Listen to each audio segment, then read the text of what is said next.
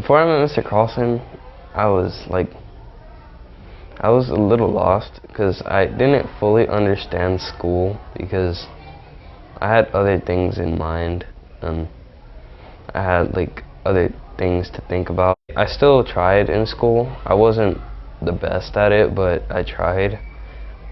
When I met Mr. Carlson, it was just like a great opportunity for school. When I got in, there were a few times you ever remember my life. When I got into college, it was the best day of my life. Right? I practically punched the ceiling. My dad was like, "What are you doing?" But it was the best time of my life because why? All that hard work I've been paying off, or I've been working towards, had paid off in the end.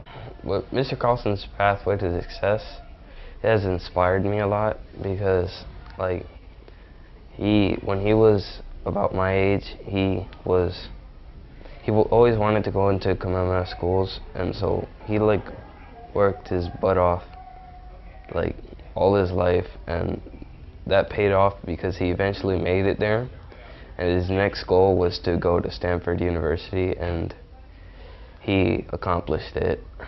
So I was pretty inspired, and I'm hoping to do something similar one day.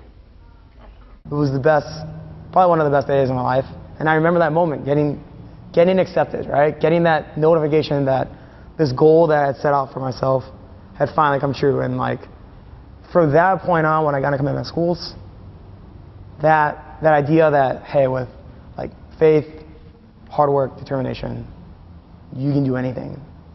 And so all these walls fell down in my life.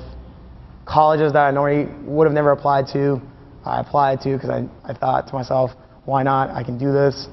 And that, for me, was kind of what brought me into the classrooms, to recreate that moment, that day when my dad came to me and was like, "You did it," and the feeling of I set my mind to it, this was my goal, and I did it. That's why I try to recreate my classroom.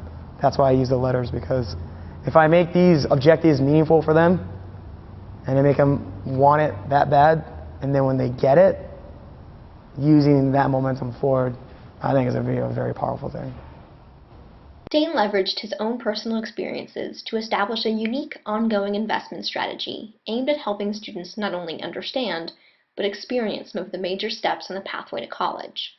Instead of letting students wait until it was too late to see if they would qualify for a high-performing high school or AP classes, Dane simulated these benchmarks to college quarterly, using letters to inform students where they would land if these decision points happened today. Here we'll see Dane sharing the third quarter benchmark letters that let students know whether or not their performance this quarter would qualify them for advanced classes in high school.